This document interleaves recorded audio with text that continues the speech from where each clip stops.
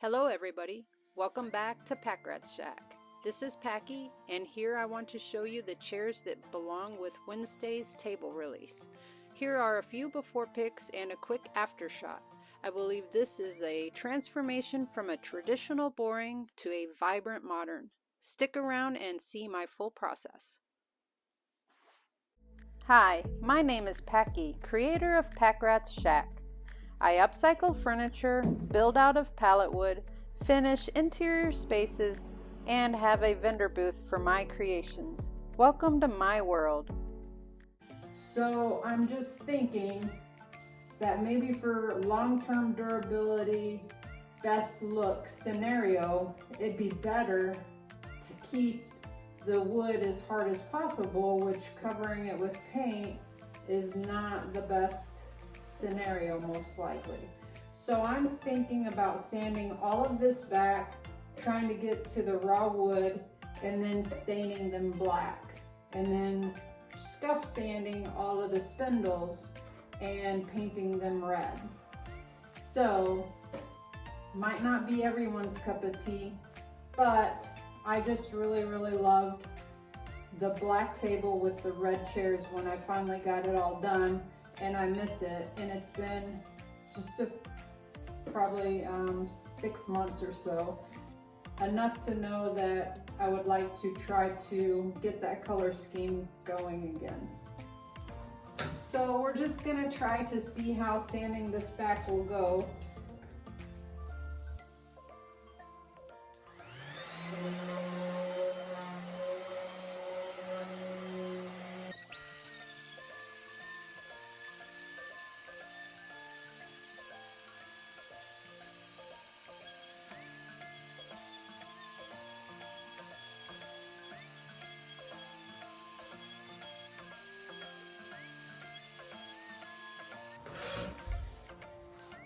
So I know I'm not spent a lot of time on it, but what I'm seeing is because I don't have a surf prep or a spongy kind of surface that can go around curves, that using a sander on this might not be the best scenario. And it will take a very long time.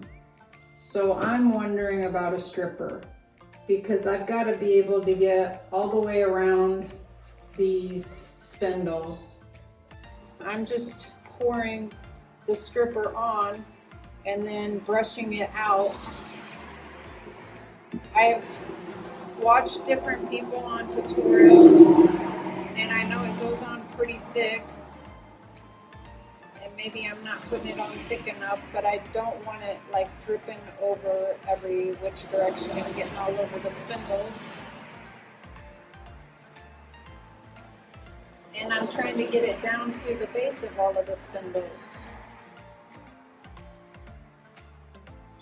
And I had seen where others covered it with plastic to keep the chemical reaction going right there at the surface of the furniture. So at first I didn't do that, but by the time I got to the third chair, the first one had dry spots on it from maybe a little bit of the breeze or something, or I'm not getting it thick enough, but it feels like it's going on pretty thick.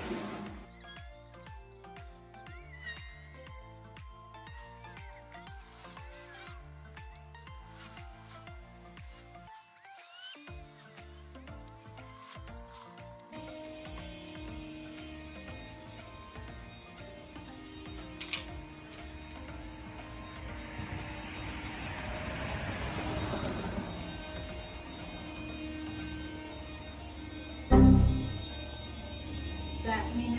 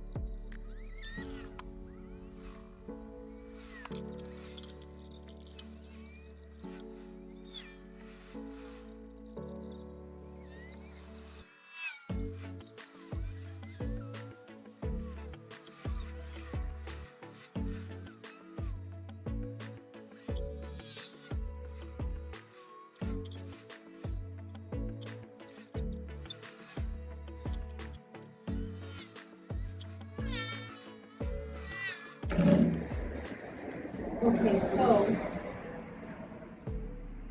I think overall the whole layer is off. I can kind of see where a little bumple of maybe a spot is left here and there, and then I can get it with this. So that means it's not attached very well anymore.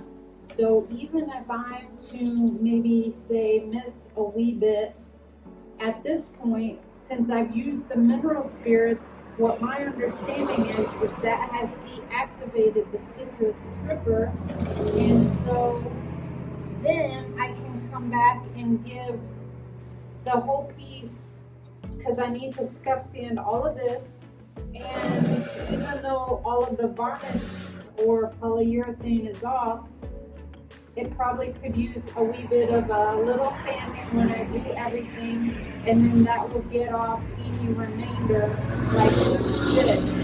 But I'm really actually satisfied with this. I think it was the easiest way for me to go about it.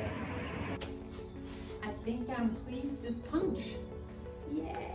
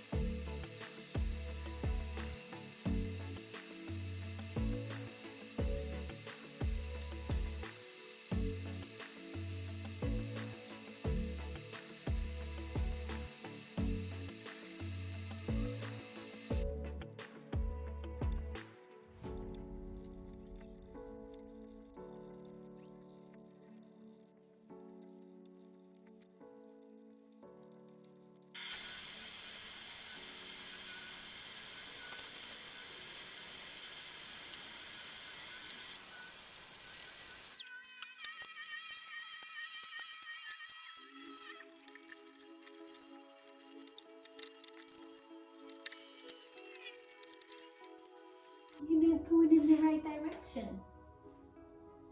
We gotta work together.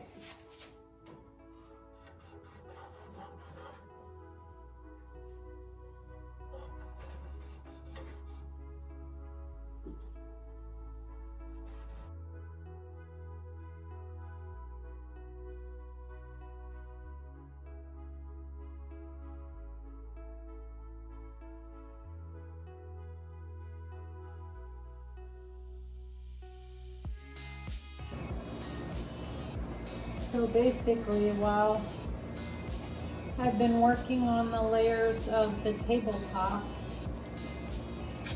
in between dry times I've been prepping the chairs, which I already stripped the seats and scuff sanded all of the spindles above and below.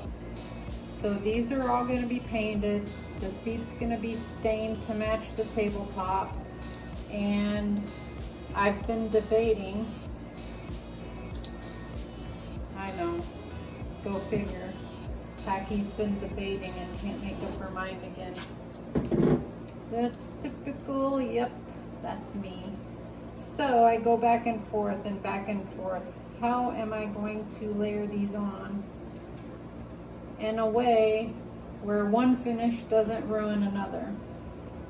I'm thinking I'll go ahead and I'll process the top portion of the top and base portion of the chairs first, and then in the end stain, but then that risks the stain coming up on the spindles, because every time I've ever stained anything and then you wipe the excess off, well, that cloth ends up touching anything it's near. So I don't know. I think at this point, 6 of one, half a dozen of the other.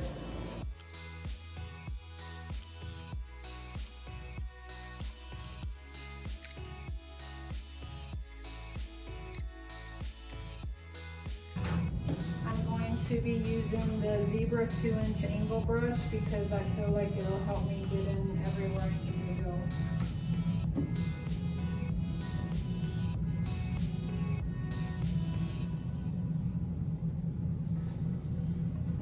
unfortunately it's gonna look a little pink on the first coat with the white, well, this is like a light gray, but it's looking a kind of pink, not red at all, which is fine.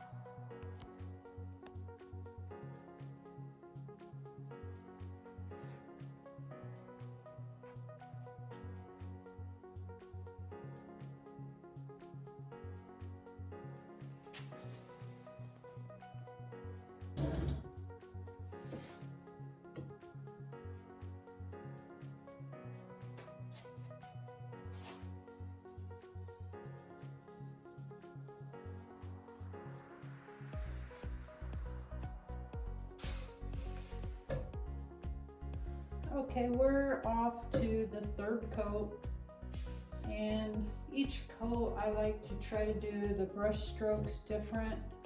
I don't know if you noticed, but the first time I specifically had my brush going like this.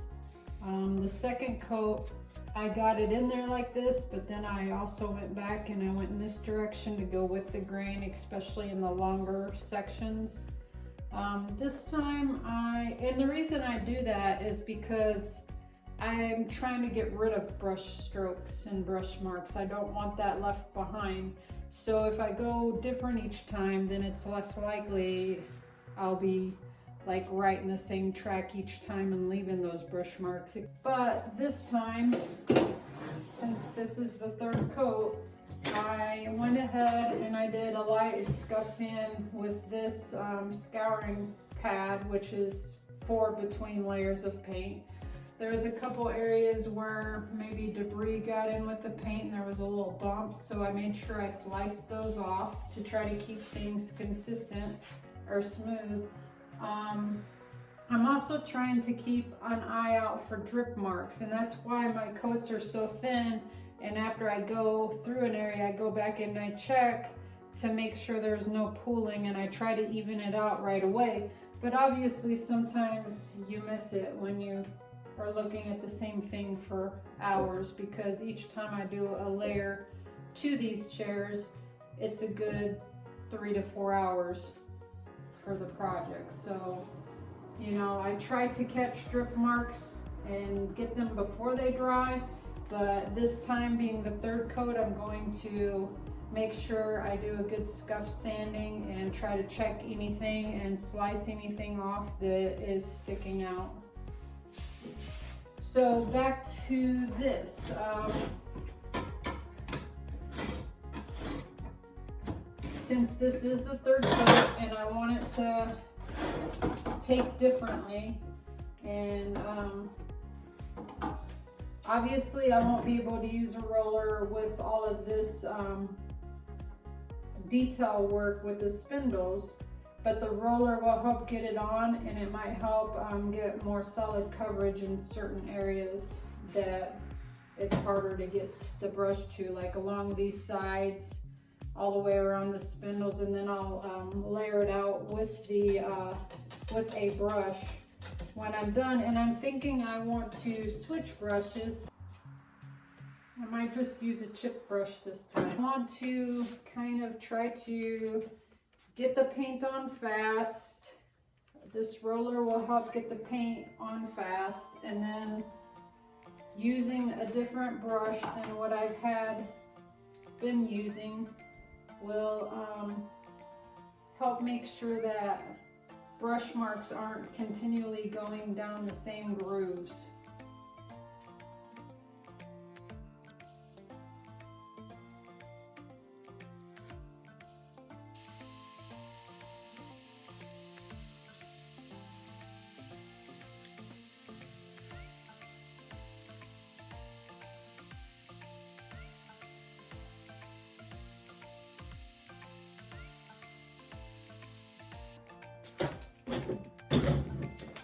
it's later in the same day and I've checked after the third coat and it looks like everything is pretty solid. There is always going to be a little bit of bleed through and where it seeps underneath the tape.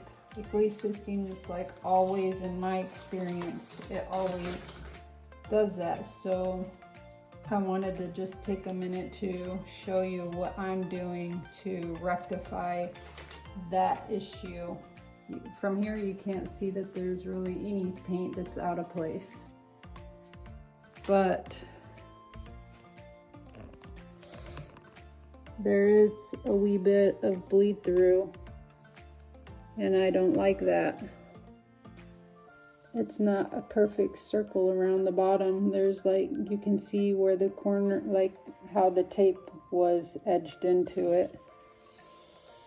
This is what I've been doing. And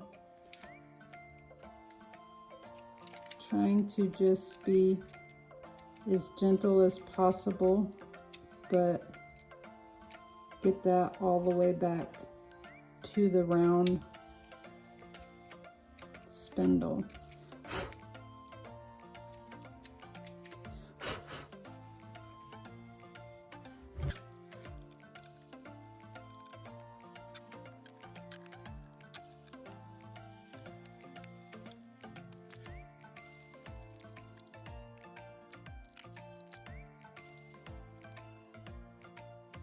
You tell me in the comments below if you think it's worth taking the time to do what I just did. To me, it looks a lot better.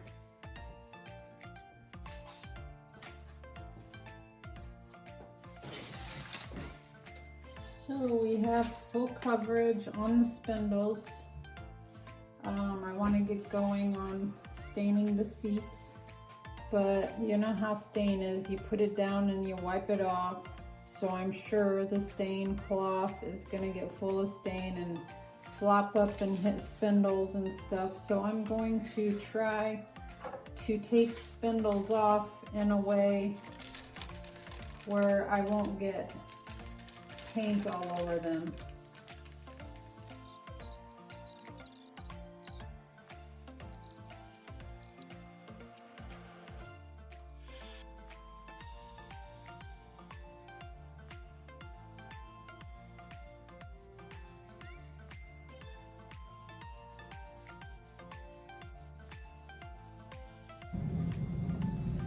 So we need to do the pre-stain conditioner. So you put it on, allow it to penetrate 1 to 5 minutes and wipe off excess. 15 to 30 minutes, lightly sand the surface with a fine grade like 220 to smooth any raised grain and remove all sanding dust.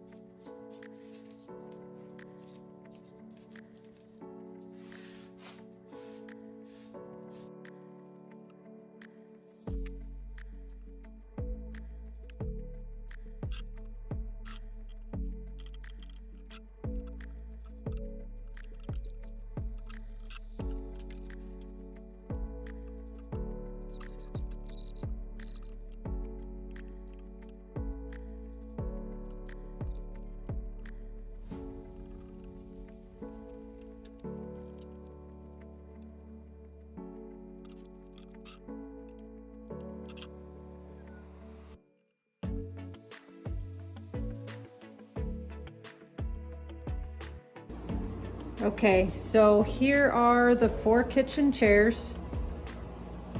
Love the red. The red's got perfect solid coverage. Now I'll be having to touch some up because of the stain and whatnot. But you can see each chair is different when it comes to the stain.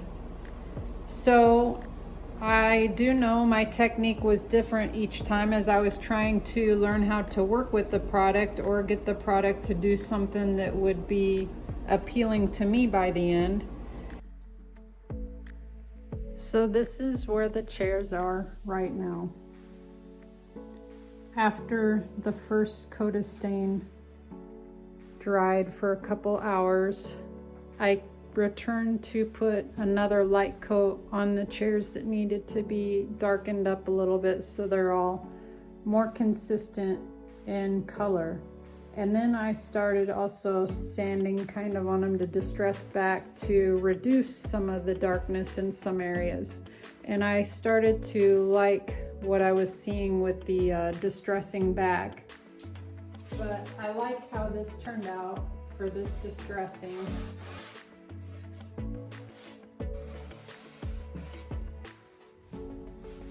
This one was the darkest, so I really didn't come back and put any more on, so the distressing is still there pretty much. So I just kind of like that. It shows the pattern of the wood and where it starts to sink down for the seat, and it's in areas where I think it would like get worn anyway with the front edge, and then these two heightened areas here. So this will just be the 4th time through doing touch-ups to make sure everything is solid, and from the paint down at the bottom of the spindles and wiping it off so much, just kind of touching up any areas that look like they had gotten thin through the application of putting on the stain. So really everything's been going really good with these chairs, other than not liking the product with the semi-transparent stain.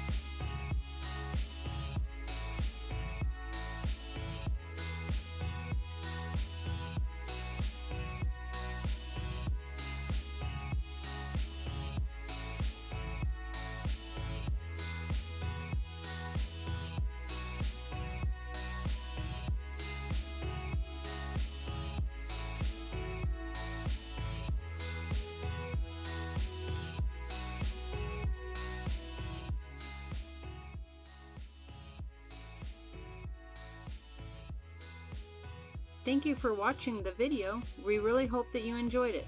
Have a great Christmas holiday and stay safe, everyone.